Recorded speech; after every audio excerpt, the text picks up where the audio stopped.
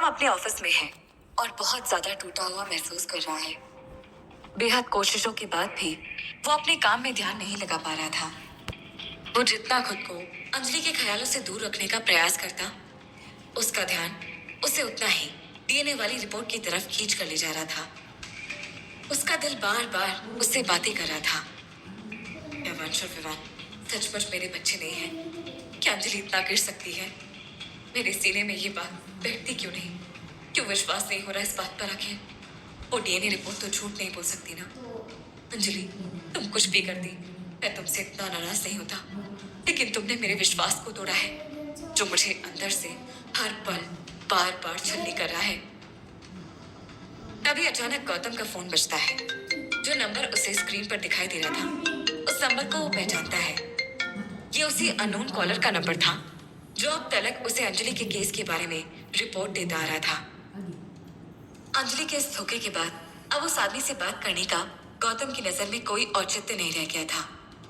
वो ना चाहते हुए भी फोन उठाने के लिए अपना अंगूठा ग्रीन बटन की तरफ बढ़ाता है, लेकिन न जाने क्यों उसका अंगूठा खुद रेड बटन पर स्वाइप हो जाता है। फोन कट चुका था। वो अपने दांत खींचकर एक गहरी लंबी सांस लेता है और फोन उल्टा करके टेबल पर रख देता है। एक बार फिर फोन की घंटी बजती है, लेकिन इस बार उसने फोन की तरफ पलटकर भी नहीं देखा। शाम हो चुकी है और ऑफिस के सभी कर्मचारी एक एक करके चले गए हैं। गौतम अभी भी अपने केबिन में बैठा गहरी सोच में डूबा हुआ है। उसने पूरे दिन से केबिन से बाहर कदम नहीं निकाला था। ऑफिस के सभी बंदों के जाने के बाद गौतम एक के बाद एक पैक बनाकर शराब पीता जा रहा है। ऑफिस के चपरासी राजेश को बुलाता है, उसे भी ऑफर करता है। बोलता है, लो पियो। चपरासी थोड़ा घबराते हुए शराब से भरा ग्लास अपने होठों से लगाता है और थोड़ी सहमी सी आवाज में बोलता है, साहब, बुरा ना माने तो एक बात पूछूं? 5 साल से नौकरी कर रहा हूँ, लेकिन आपको पहली बार ऑफिस में शराब पीते देख रहा हूँ। राजेश ऐसा कहकर गौतम के जख्म को रेत देता है। अचानक ही उसका दर्द उसके होठों से बह निकलता है। उसकी आंखों में हल्की सी नमी उभर आती है। गौतम छत को एक टक देखते हुए गहरी आवाज में कहता है, मैंने जिंदगी में कितना कुछ हासिल किया है और आज जिंदगी ने एक झटके में मुझसे सब कुछ छीन लिया। सच में जिंदगी कितनी बेवफा है। जो हमारा है वो हमें कभी मिल नहीं पाता, और जो हम हासिल करते हैं तो पता चलता है वो तो किसी और का था।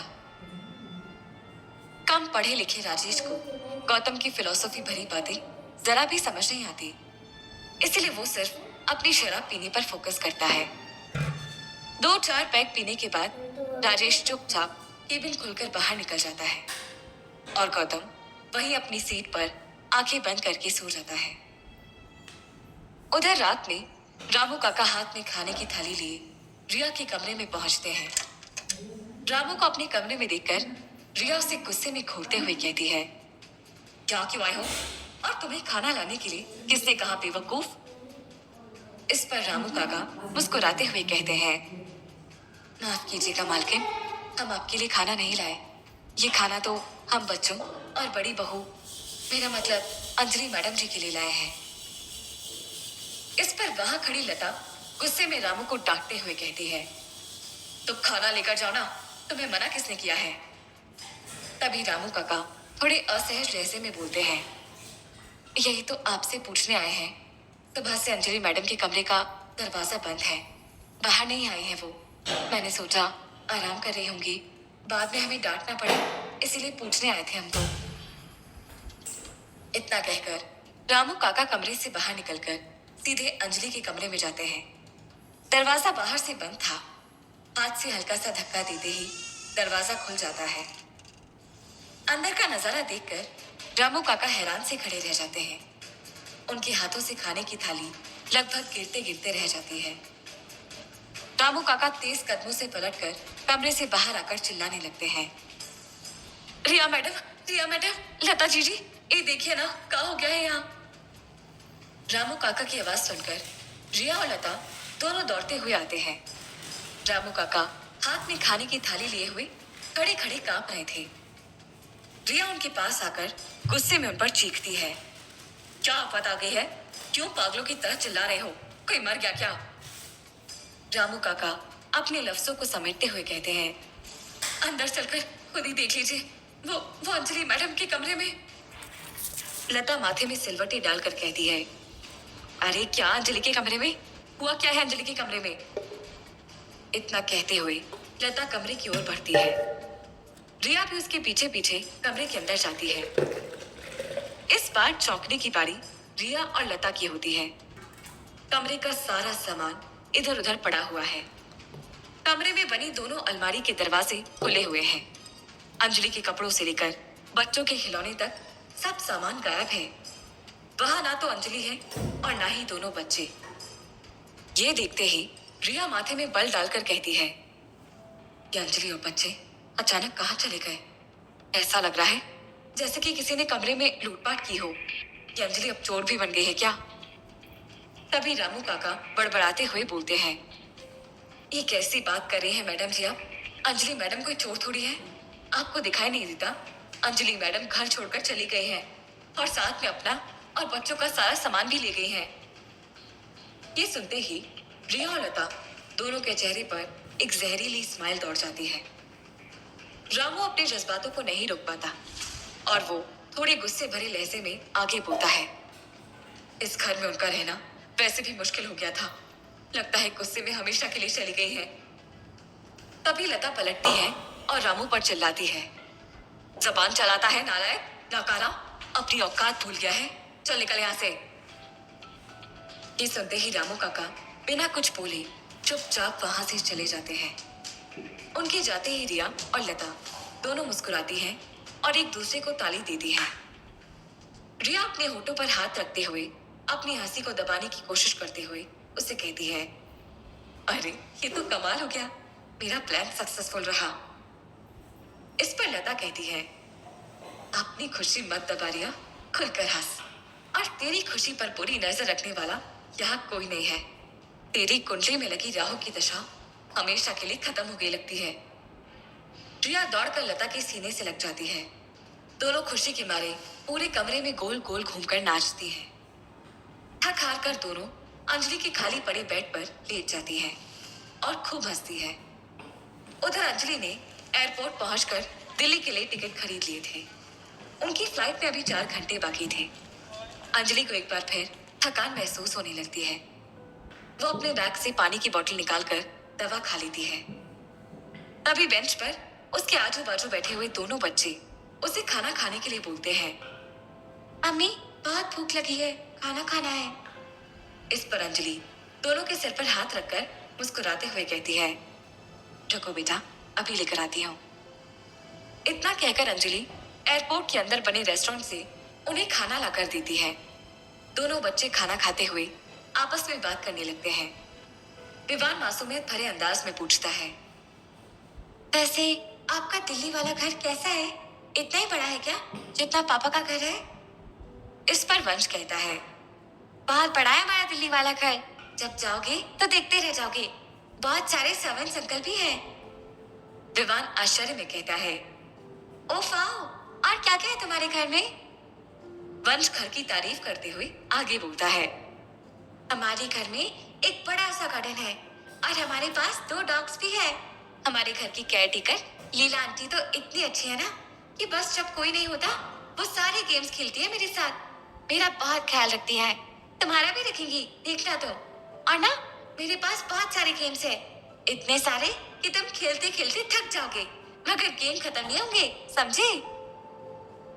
विवान कुछ सोचते हुए खुशी भरे लहजे में कहता है, फिर तो बहुत मजा आएगा ब्रदर।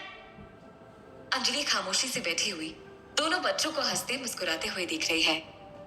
अब उन दोनों बच्चों की मुस्कुराहट ही उसकी जिंदगी का पहला और आखिरी मकसद रह गया है। उधर गौतम अंजलि के ख्यालों को अपने दिल से निकालने की कोशिश कर रहा है कि तभी उसके ऑफिस में स्वास्तिका एंटर करती है।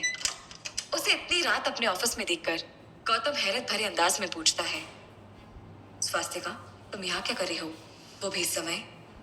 स्वास्तिका तेज कदमों से चलते हुए अंदर आती है और ठीक उसके सामने खड़े होकर कहती है। बात ही कुछ ऐसी है कि मुझे अचानक आना पड़ा। गौतम अपना माथा सिकोड़ते हुए सवालिया अंदाज में कहता है। मैं कुछ समझा नहीं, ऐसी क्या बात हो सकती है? इस पर स्वास्तिका एक लंबा पॉज लेकर कहती है। मुझे इस केमिकल से जुड़ा हुआ एक रेफरेंस मिला है। मैं पिछले 2 दिन से उसी को इन्वेस्टिगेट कर रही हूँ। एक गोपाल नाम का बंदा था जो अंजलि वाली फैक्ट्री में ही काम करता था। उसकी बॉडी में भी यही केमिकल पाया गया था। 4 दिन पहले उसकी मौत हो गई। ये सुनते ही गौतम स्वास्तिका की बात को इग्नोर करते हुए कहता है। तो तुम मुझे ये सब बताने के लिए यहाँ आई हो? स्वास्तिका आश्चर्य से कहती है। हाँ गौतम, तुम्हें पता है केमिकल या जो भी चीज है ये कितनी खतरनाक है? गोपाल के घर वालों ने मुझे बताया कि 4 साल से उसका इलाज चल रहा था, फिर भी वो नहीं बच पाया। इस बीमारी में आदमी धीरे धीरे खाना पीना छोड़ देता है और एक दिन इतना कमजोर हो जाता है कि उसका मांस हड्डियों से चिपक जाता है और अंत में उसे मौत ही हासिल होती है।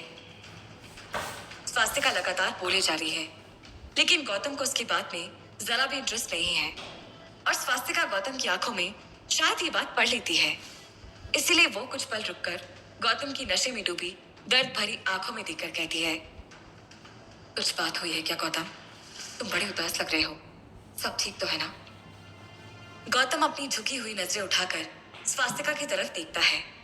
वो खुद को रोकने की बेतहाशा कोशिश करता है, लेकिन आखिरकार उसकी आंखों से आंसू छलक ही जाते हैं।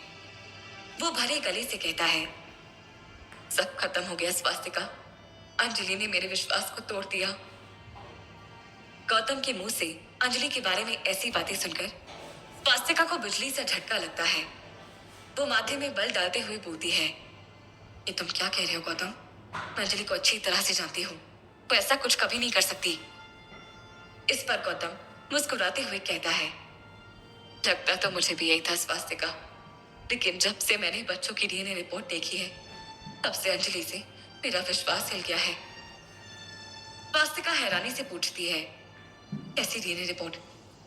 इसके बाद गौतम उसे पूरी बात बताता है कि किस तरह से डीएनए रिपोर्ट में दोनों बच्चों का डीएनए गौतम के डीएनए से मैच नहीं किया। ये सुनते ही स्वास्तिका की आंखें फटी की फटी रह जाती हैं। गौतम अंत में चिल्लाकर कहता है। जिन बच्चों को मैं अपना समझ रहा था, जिनके लिए मैंने इतनी लड़ाई लड़ी, वो मेरे है ही नहीं। अंजलि ने मुझे चीट किया, मेरा विश्वास तोड़ा। इतना कहकर गौतम अपना मुंह फेर लेता है। स्वास्तिका आगे बढ़कर उसके कंधे पर हाथ रखकर कुछ कहने ही वाली थी कि तभी गौतम का फोन रिंग करने लगता है। गौतम पलटकर अपना फोन उठाकर कान से लगाता है। फोन पर उसका पॉलिटिशियन दोस्त था। गौतम कहता है। हाँ बोलो। दोस्त मुस्कुराते हुए कहता है। मुबारक हो गौतम, जो काम तुमने मुझे करने के लिए बोला था वो हो चुका है। तुम्हारे टारगेट को मेरे आदमी ने ढूंढ निकाला है। गौतम माथे में सिलवटी डालकर बोलता है। क्या कहना चाहते हो? साफ साफ कहो, इस समय मेरा मूड बहुत खराब है। इस पर गौतम का दोस्त हंसते हुए कहता है। ठीक है, तो साफ साफ ही सुन लो। तुम्हारा वो फार्मा कंपनी वाला बंदा बॉबी, वो मिल गया है।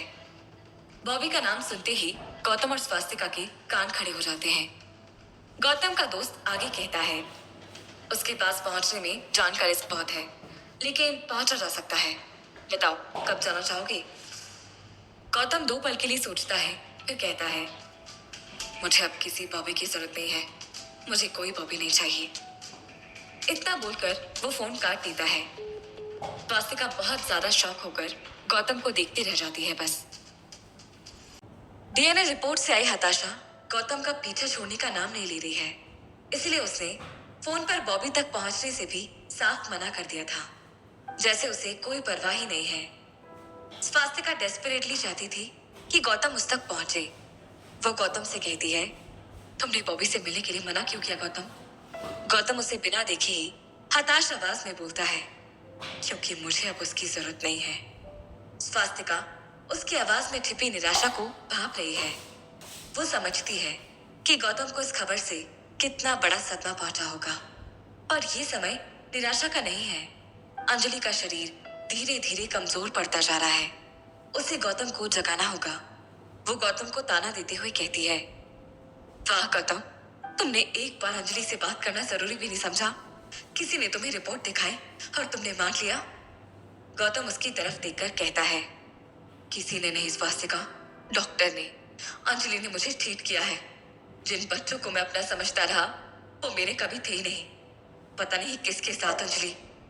गौतम आगे कुछ कहता, स्वास्तिका उसे डांट कर कहती है, shut up Gautam, think before you blame Anjali for anything. Gautam ठेप जाता है।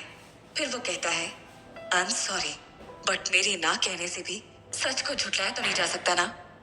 स्वास्तिका ने जवाब दिया, तुम्हें अंजलि से ज्यादा एक कागज के टुकड़े पर भरोसा हो गया? तुमने तो अंजलि को डिवोर्स दे दिया था ना।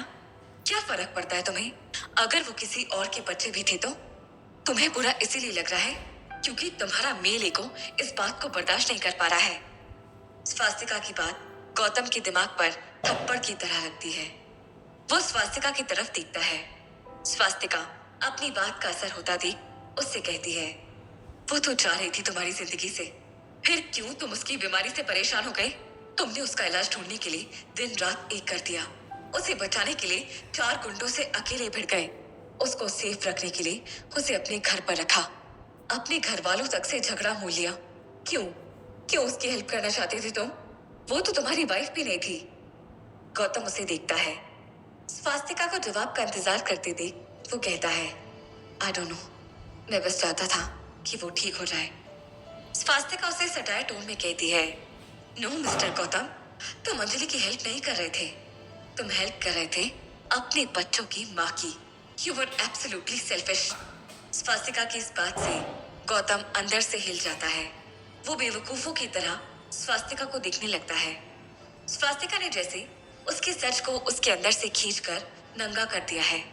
स्वास्तिका अब रुकने वाली नहीं थी। वो बोलती है, याद है ना तुम्हें, तुमने उसे एक प्रॉमिस किया था। तुमने उसे भरोसा दिलाया था कि तुम उसकी बीमारी का इलाज ढूंढ कर लाओगे किसी भी कीमत पर। और आज तुमने एक झटके में मुंह फेर लिया अपनी प्रॉमिस से, ये जानते हुए भी कि अंजलि के पास कितना कम टाइम बचा है। तुम चाहे उसका हाथ छोड़ दो गौतम, लेकिन उसकी दोस्त जिंदा है अभी। मैं टाइम के साथ रेस लगाकर उसे मौत के मुंह से खींच लाऊंगी। तुम्हारे बिना भी तुम निभाओ अपनी दोस्ती अपनी शराब की बोतल के साथ। इतना बोलकर स्वास्तिका आंधी की तरह कमरे से बाहर निकल जाती है। आखिरी शब्द स्वास्तिका ने भीगे गले से ऐसे चबाकर बोले कि गौतम जैसे होश में आ गया है। स्वास्तिका उसे सच का आईना दिखा देती है। उसने अपने सर को झटका, जैसे खुद को रियल वर्ल्ड में वापस ला रहा हो। वो मन में कहता है, आई एम सॉरी अंजलि, मैं शायद सच में सेल्फिश हो गया था। तुमसे मेरा कोई रिश्ता रहे या ना रहे, मैं तुम्हें कुछ नहीं होने दूंगा। मैं अपना प्रॉमिस निभाऊंगा, चाहे कुछ भी करना पड़े। उसके चेहरे पर पुराना कॉन्फिडेंस वापस लौट आता है। वो अपने दोस्त आकाश चड्डा को कॉल करता है। आकाश फोन रिसीव करता है तो गौतम कहता है, बताओ कहाँ मिलेगा वो साला बॉबी। आकाश उसकी आवाज में चेंज महसूस करता है, पर वो इस बारे में कुछ नहीं कहना चाहता। वो कहता है, पर मैंने कहा था गौतम, वहाँ जगह डेंजरस है, तुम्हारी जान को भी खतरा हो सकता है। गौतम की आंखों में डिसीजन की चमक है। वो कहता है, कोई फर्क नहीं पड़ता, मौत भी मुझे अब नहीं रोक पाएगी। आकाश उससे पूछता है, इतना इम्पोर्टेंट क्या है, क्यों रिस्क लेना चाहता है गौतम? गौतम जवाब देता है, किसी से वादा किया है यार। इधर स्वास्तिका गौतम को इतना कुछ कह तो आई है, पर सच ये है कि डीएनए रिपोर्ट की बात उसके दिमाग में घूम रही है। आखिर सच क्या है? क्यों अचानक ये रिपोर्ट अंजलि की लाइफ में तूफान लेकर आ गई? वो सोचती है, जो भी हो इस बात की तह तक पहुंचना होगा। अंजलि वैसे ही अपने अंदर फैले जहर से लड़ रही है। एक और मुसीबत नहीं आनी चाहिए उसकी जिंदगी में। स्वास्तिका सोचते सोचते उस हॉस्पिटल में पहुंच चुकी है। अब उसे अंजलि के डॉक्टर से मिलना है। वो सोचती है कि डीएनए रिपोर्ट एक साजिश का जाल भी हो सकती है जिसमें अंजलि को फंसाया जा रहा है। स्वास्तिका डॉक्टर के केबिन में पहुंच जाती है। डॉक्टर उसे देखकर कहता है, हेलो स्वास्तिका जी, बताइए क्यों मिलना चाह रही थी आप, क्या बात है? स्वास्तिका डॉक्टर को डीएनए रिपोर्ट के बारे में बताने में थोड़ा झिझकती है। वो समझ नहीं पा रही है कि डॉक्टर को कैसे पूछे। पता नहीं वो कैसे रिएक्ट करेगा, पर उसे सच्चाई जाननी ही थी। वो कहती है, डॉक्टर, एक डीएनए रिपोर्ट को आपसे वेरीफाई कराना है। डॉक्टर एकदम से जवाब देता है। वो कहता है, आप गौतम और उनके बच्चों की डीएनए रिपोर्ट के बारे में बात कर रही है ना? स्वास्तिका चौंकती है। वो सोचती है, डॉक्टर को भी इस रिपोर्ट के बारे में मालूम है? डॉक्टर उसे कंफ्यूज देखकर कहता है, अंजलि जी आई थी मेरे पास रिपोर्ट वेरीफाई कराने। स्वास्तिका एकदम एक्साइटेड हो जाती है। वो डॉक्टर से पूछती है, झूठी है ना वो रिपोर्ट? I knew it. वो एक्साइटमेंट में टेबल पर हाथ मारती है। डॉक्टर उसे कहता है, I am sorry to break your excitement Swastika ji, पर वो रिपोर्ट एकदम सही है। मिस्टर गौतम वंश और विवान की बायोलॉजिकल फादर नहीं है। क्षण से कुछ टूट गया होता है स्वास्तिका के अंदर। वो सोचने लगती है, वो रिपोर्ट सही है, इसका मतलब अंजलि ने उससे भी झूठ बोला है। उसके दोनों बच्चों का पिता गौतम नहीं है, कोई और है। लेकिन कौन? और अंजलि ने अपनी इकलौती दोस्त से इस बात को क्यों छुपाया? उसे बड़ा ठगा सा महसूस हो रहा है। उसे भरोसा नहीं हो रहा कि अंजलि ने इतने सालों तक उससे ये बात छुपाई। वो न जाने क्या क्या अंजलि के बारे में सोच रही है। तभी उसे कुछ याद आता है। वो डॉक्टर से पूछती है, डॉक्टर आपने कहा था कि अंजलि खुद रिपोर्ट वेरीफाई कराने आपके पास आई थी। डॉक्टर कहता है, एब्सोल्युटली, वो अकेले रिपोर्ट की कॉपी लेकर मेरे पास आई थी। स्वास्तिका को एक आशा की किरण नजर आने लगती है। वो डॉक्टर से कहती है, डॉक्टर सोचिए, वंश और विवान का पिता कोई और होता तो अंजलि को पता होता ना, फिर उसे क्यों शक होता इस रिपोर्ट पर? और वो क्यों आपसे पूछने आती? दाल में कुछ तो काला है डॉक्टर। डॉक्टर उसे ध्यान से सुन रहा है, फिर बोलता है, पर वो रिपोर्ट फर्जी नहीं थी, मैंने खुद रीचेक किया था। That report is absolutely correct. Swastika की बात सुनकर सोचने लगती है। फिर वो कहती है, डॉक्टर क्या आप खुद एक बार डीएनए टेस्ट कर सकते हैं please? It's a serious matter and you know that. मेरी तसल्ली के लिए।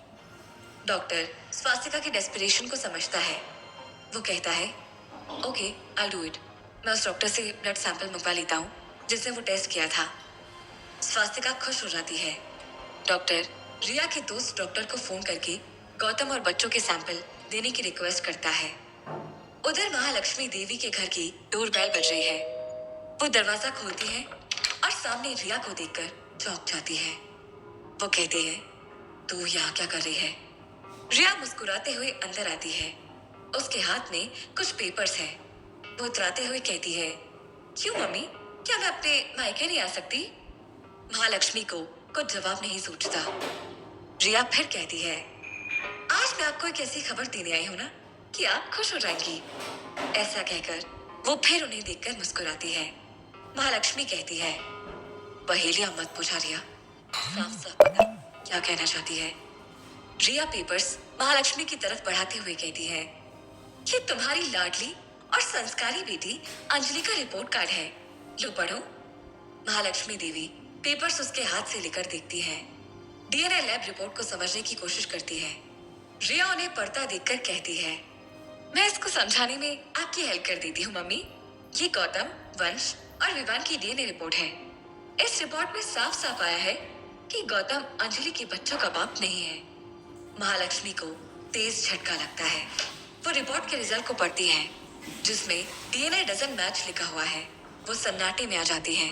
उन्हें शॉक में देखकर रिया कहने लगती है, कैसा लग रहा है अपनी देवी जैसी बेटी के कारनामे देखकर?